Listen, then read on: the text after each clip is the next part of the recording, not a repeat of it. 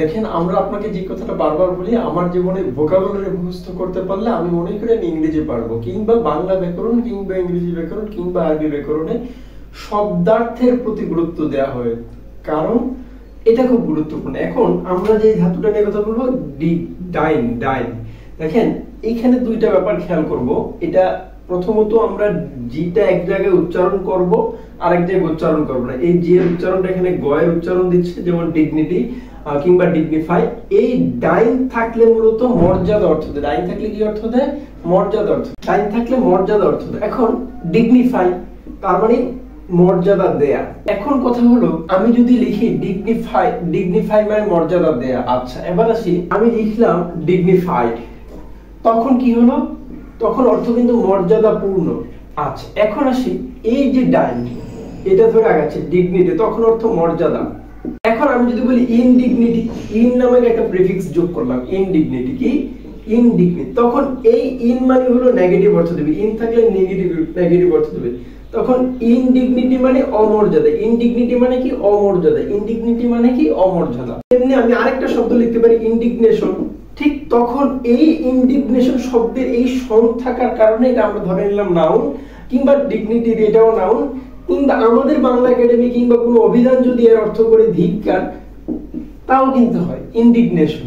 তার মানে আপনি দেখেন, আপনি এক জায়গায় পড়লেন ডি সিরিয়ালে গিয়ে আপনি মুখস্থ করলেন ডিগনিটি ডিগনিটি, আবার আপনি মুখস্থ করলেন ডিগনিফাই, আবার আপনি আই এর সিরিয়ালে এসে মুখস্থ করলেন ইনডিগনিটি ইনডিগনেশন। তার মানে আপনি চিন্তা করে দেখেন শব্দগুলো একটা আরেকটার সাথে কানেক্টেড। আচ্ছা, এবার আসি, তার মানে আমি ইংরেজিতে আরেকটা শব্দ আছে কন্ডাইল।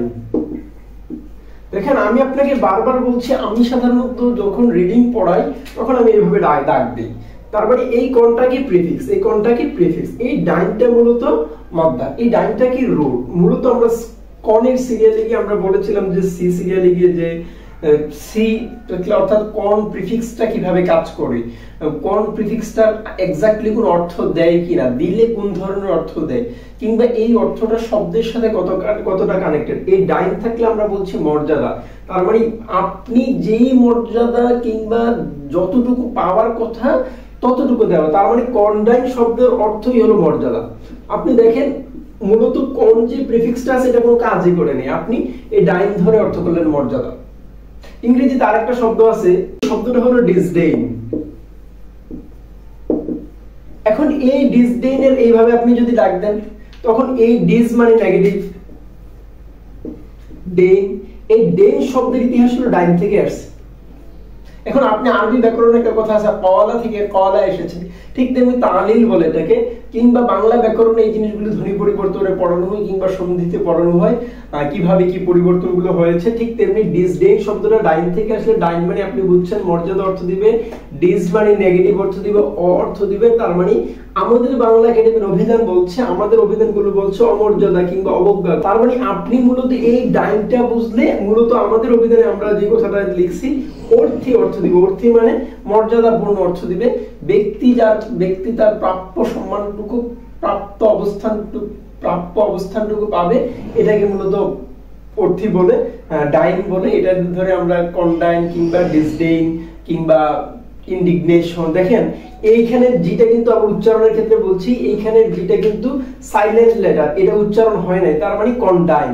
তার মানে এই উচ্চারণটা না হওয়ার কারণটা কি, এটা নিয়ে বা কোন ওয়ার্ডে বা লেটারগুলো কোন ওয়ার্ডে উচ্চারণ হয় না, এই জিনিসগুলো নিয়ে আলোচনার দাবি রাখে, কিংবা এই জিনিসগুলো বুঝলে খুব ইজি হয়, যেমন কন্ডাইন, ডিসডেইন, এগুলো তো বুঝলেন।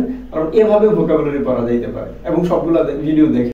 Like, comment, and subscribe.